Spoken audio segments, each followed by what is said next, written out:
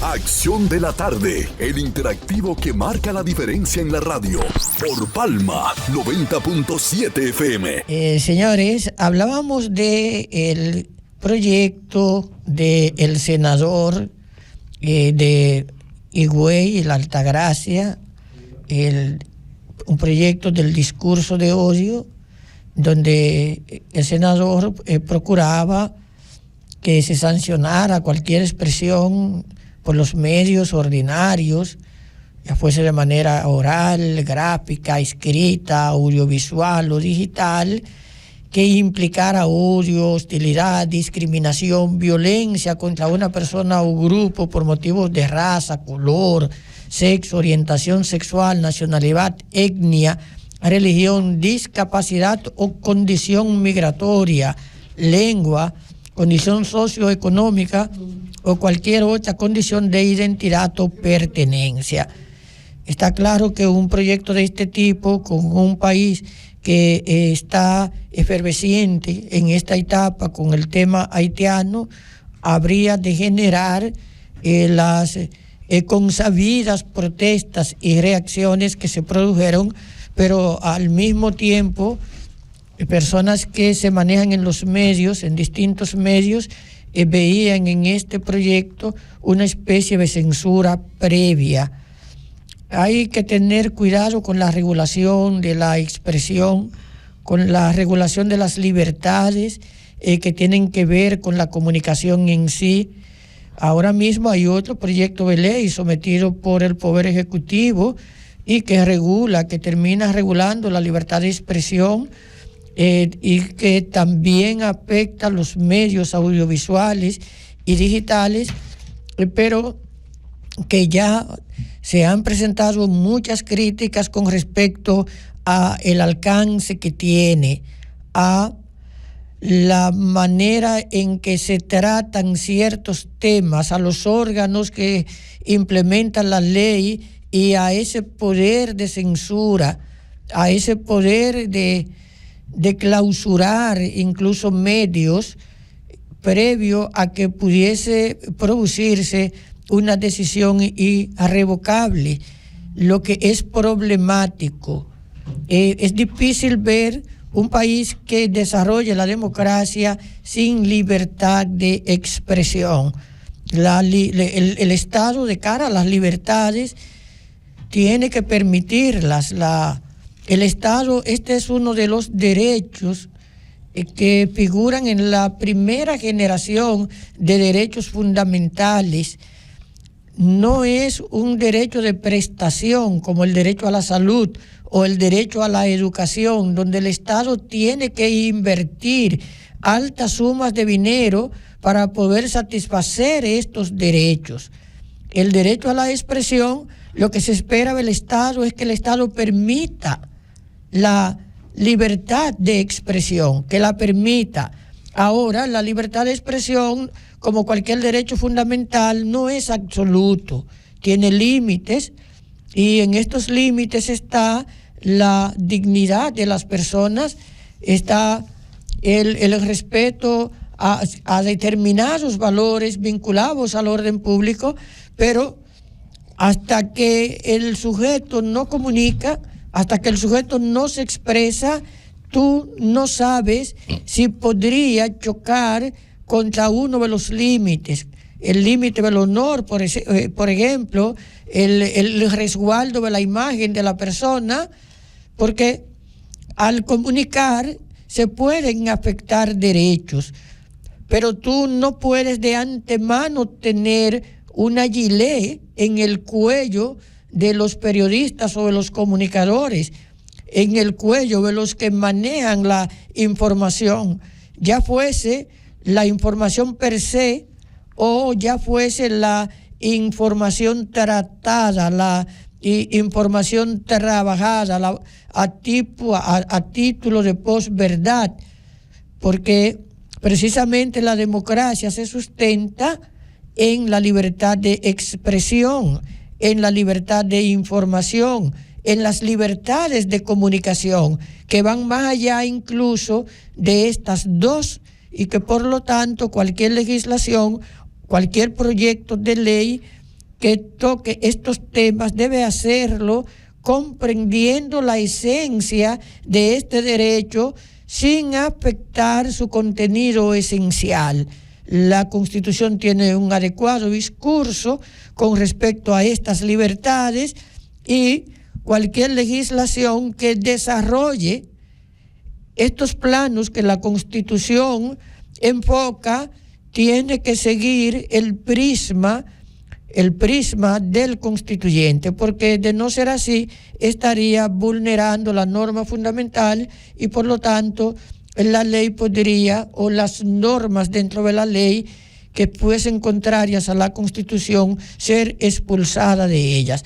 No obstante, hay siempre que cuidar la idea de que una ley inconstitucional, una ley que se predica su inconstitucionalidad, puede aplicarse y puede generar daños, porque nuestro sistema no borra la aplicación de la ley inconstitucional. La ley deja de aplicarse a partir del momento en que sale del sistema, porque era válida. Toda ley es válida hasta tanto no se declare su inconstitucionalidad.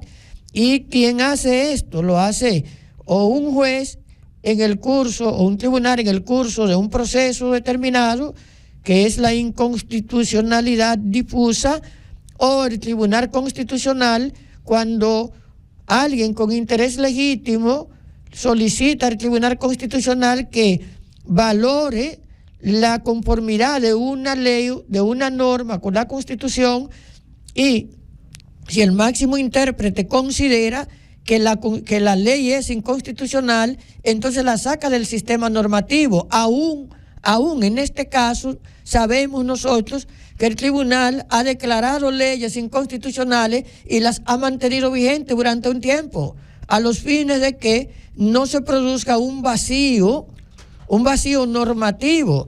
Por ejemplo, la ley 1015, que modificó tantos artículos del Código Procesal Penal, fue declarada inconstitucional.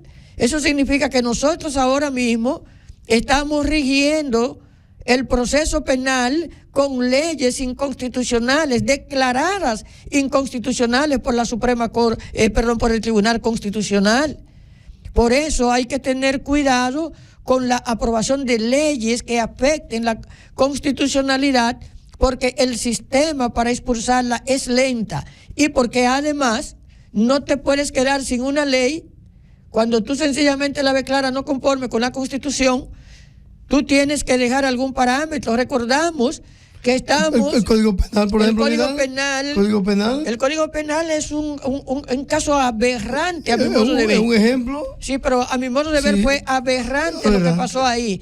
Porque yo creo que el Tribunal Constitucional debió salvar el Código. Lo que hizo con la ley 1015. Lo que hizo con la 1015 y lo que hizo con la ley del Colegio de Abogados. También, sí. Pero el Tribunal Constitucional, una ley que todavía no había entrado en vigencia, porque nuestra inconstitucionalidad es a posteriori. Solo en el caso de los tratados que el Ejecutivo firma, hay una constitucionalidad a priori, anterior a la entrada en vigencia, porque precisamente su finalidad es decir si el Congreso puede aprobar o no el texto del tratado que el Ejecutivo está discutiendo, está conviniendo. Pero con respecto a las leyes ordinarias, no. La pauta es que la expulso del sistema una vez entra en vigencia. Sin embargo, en este caso, el Código tenía la llamada vacatio legis, un periodo en el cual el Código había sido aprobado formalmente, pero que no se aplicaba sino después que pasara ese tiempo. Pero no solamente eso, Vidal, escúchame, es que el Código Penal pudo haberse salvado porque solamente eran unos dos o tres artículos, artículos que estaban en choque con que era el asunto de las tres causales. El Constitucional se lo llevó. No se lo llevó por las causales, porque se generó... Sí, pero por el procedimiento, por el mal procedimiento que se usó en el Congreso. Pero realmente en el fondo, aunque sea así... No se lo llevó por las causales y se lo llevó por las causales. O sea, es un plano complejo, porque el Constitucional dijo que fue por una cuestión de forma. Mentira. Que no se produjo la segunda discusión, o sea, la segunda remisión del proyecto de código, como ha ocurrido con otras leyes, porque nuestros legisladores a veces son un tanto descuidados, a veces lo son, o lo fueron, porque no se trata de los legisladores que están actualmente. Sin embargo, el código, a mi modo de ver, se pudo salvar, como otras legislaciones, haber tenido un código más moderno y haberle dado un mandato al Congreso de que salvara la inconstitucionalidad de forma que se planteó, porque ya hay precedentes, habían precedentes donde el Tribunal Constitucional había seguido esa ruta. Y tenemos desde el 2015 el vacío de un código, aplicando un código derogado, formalmente derogado por el Congreso, por un código que nunca entró en vigencia. En materia penal, República Dominicana tiene una deuda en el proceso y una deuda en el derecho penal material. Y esta deuda en gran medida es del Congreso Nacional, que no ha sabido tener decisiones en temas que, si bien son controvertidos, no son determinantes para que un código penal no avance, no se apruebe y se apruebe como debe ser, porque ahí jugó todo el mundo, jugó la presidencia de la República cuando vetó el código, jugó el Congreso cuando no mandó el código a la otra Cámara como debía hacerse para que conociera también el veto presidencial, y jugó el Tribunal Constitucional cuando tomó el camino más corto, declarar inconstitucional el código y no salvarlo como lo hizo con otras leyes, sino mantener vigente a un código derogado.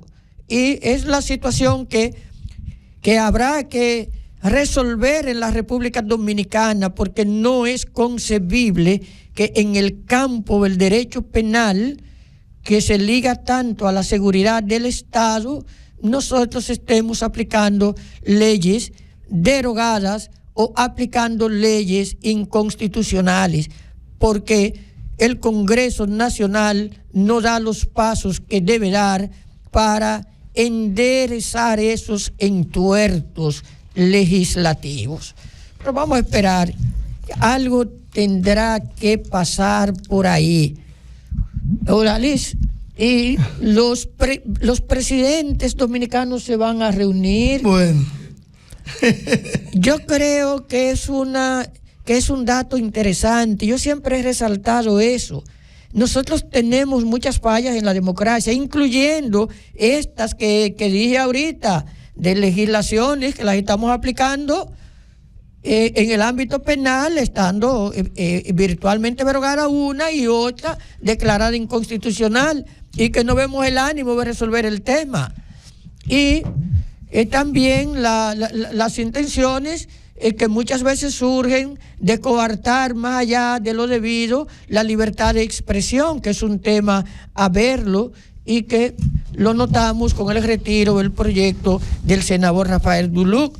Pero tenemos que reconocer que República Dominicana, viviendo en una isla como esta, donde en otra parte de la frontera tenemos un verdadero caos en términos políticos, en términos de liderazgos políticos, de partidos, de cohesión social, de mantenimiento de recursos, en República Dominicana se puede dar el lujo de reunir un mismo día a 4 ciudadanos que están vivos, que pueden seguir aportando al desarrollo nacional y que han ostentado la condición de presidente de la República. Mira qué pasa.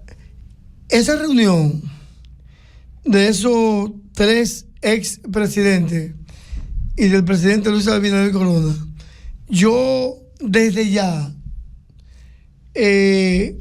tengo mis conclusiones. Tú puedes estar seguro que ahí no habrá solución a favor del país. Tú dirás, pero ¿cómo así? No la va a ver. ¿Sabes por qué? Porque solamente Hipólito y Abinader tendrán puntos encontrados, puntos positivos, puntos que se ajusten. Yo estoy seguro que fíjate la forma que se tuvo que buscar para que Leonel esté en esa reunión. No quería, bajo ningún concepto, pero él parece que se reunió con su equipo y entendía que no ir le era más perjudicial políticamente que ir. La situación es la misma para el expresidente Danilo Medina, que no se va a buscar, de seguro van a ir por un compromiso ya de historia, de país, pero al final será la seguridad de que no habrá ningún tipo de acuerdo mientras los hombres y mujeres de este país no se reúnan, ¿verdad?, para buscar soluciones al país juntas, en conjunto. El país no va a cambiar. Ten la seguridad que el miércoles van a venir datos interesantes, pero de seguro no habrá ningún tipo de acuerdo porque tanto Danilo, tanto Leonel no buscaría la forma de que el presidente salga por la puerta grande, de que Luis Abinader salga por la puerta grande, porque él fue el que convocó esa reunión. Y de seguro que estos posibles candidatos, a excepción de Danilo Medina, que no podrá ser candidato nunca jamás, pero Leonel luchará, ¿verdad?, por su candidatura y comenzará de esa forma. De seguro habrá tropiezo en esa reunión de esos cuatro ilustres dominicanos. Bueno, yo pienso que los cuatro han sido jefes del Estado, todos manejan un amplio cúmulo de informaciones ligadas a la seguridad nacional. Haití es ahora mismo una bomba de tiempo para la República Dominicana con las bandas, y me parece que estos cuatro dominicanos aprovecharán el tiempo en el que se reúnan. No tienen que coincidir en todo, pero que harán el mejor esfuerzo para aportar ideas que puedan servir al país. Hay que reconocer que el presidente Leonel Fernández gobernó durante 3 periodos la República Dominicana, y que durante esos 3 periodos acumuló mucha experiencia internacional, que conoce la realidad haitiana, que cuando el terremoto de Haití, incluso República Dominicana fue uno de los países que más aportó a ayudar a este pueblo vecino, y que el presidente incluso donó una universidad. Hubo reacciones del pueblo haitiano contrarias al gesto del presidente Leonel Fernández. Todos conocemos ese desagradable episodio, pero este nivel de experiencia ayuda a entender, a comprender la naturaleza del pueblo haitiano, el tema mismo de la delincuencia o de las bandas puede ser esclarecido a la luz de muchas vivencias acumuladas por ellos. En el caso del presidente Danilo Medina, el presidente Danilo Medina vivió etapas difíciles con respecto a la reacción internacional que se produjo a raíz de la sentencia del Tribunal Constitucional, la 168 del 2013. En el gobierno de Danilo Medina se aprobó la ley 544 del 2014 sobre derecho internacional privado.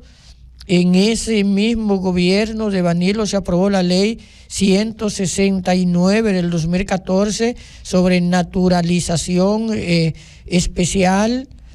para salvar en alguna medida la situación que se dio con respecto al alcance de la sentencia del Tribunal Constitucional.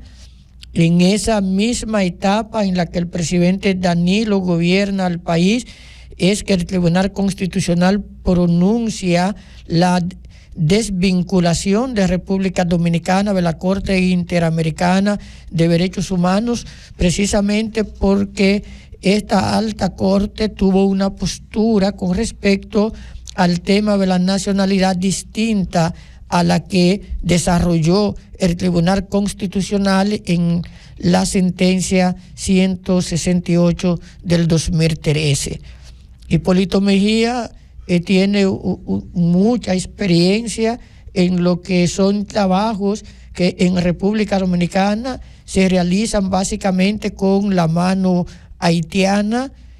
Fue presidente durante una etapa, aspiró a la presidencia y fue candidato en 2 ocasiones, y entiendo que también comprende al dedillo lo que son los conflictos que se dan en las fronteras, el comercio fronterizo, las bandas y su posibilidad real de poder en algún momento pretender asaltar lo que es territorio de la República Dominicana.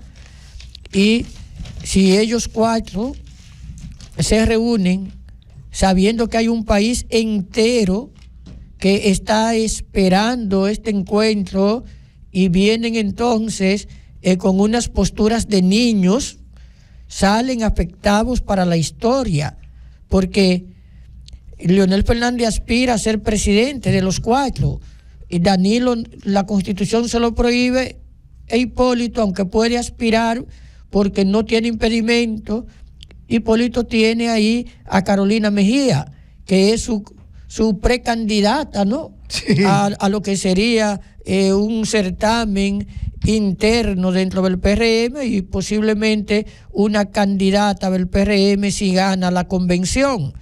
Pero Leonel Fernández tiene que salir bien de ese escenario, porque él ahora mismo es la persona que encabeza, por los resultados de las elecciones anteriores, la oposición política.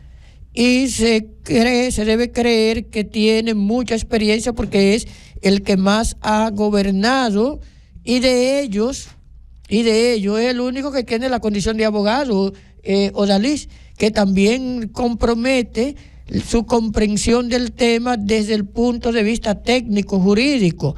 Pero no es una reunión para mí donde uno va a llevar fórmulas mágicas. Es sencillamente para tratar lo que puede implicar para la seguridad nacional este tema que República Dominicana ha venido abordando en las últimas semanas con mucho más fuerza que en cualquier otra etapa.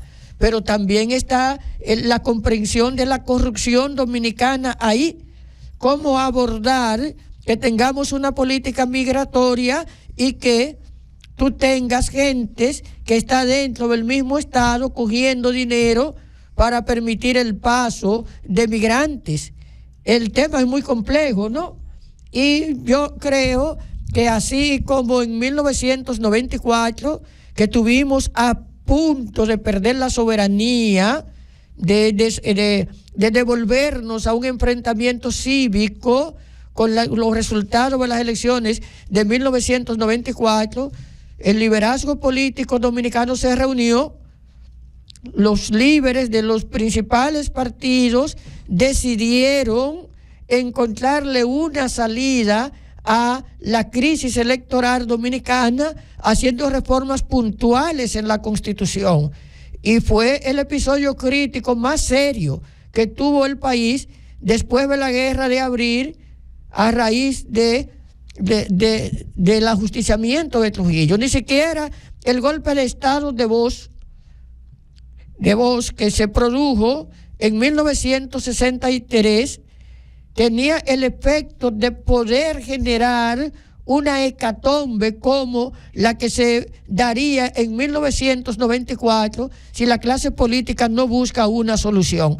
Y digo esto porque los sectores de poder amarraron tan bien el golpe de Estado de Bosch que en el año 1963 tú no tuviste derramamiento de sangre. Eso se produjo pues en 1965, cuando se reclamaba un retorno a la constitucionalidad después de haber pasado 2 años del golpe de Estado del 63. Pero en el 94 la situación estaba muy caliente y los políticos dominicanos encontraron una tijera para cortarle 2 años a Balaguer, adelantar las elecciones, modificar el poder judicial y otros aspectos de la Constitución que nos salvaron de un enfrentamiento civil.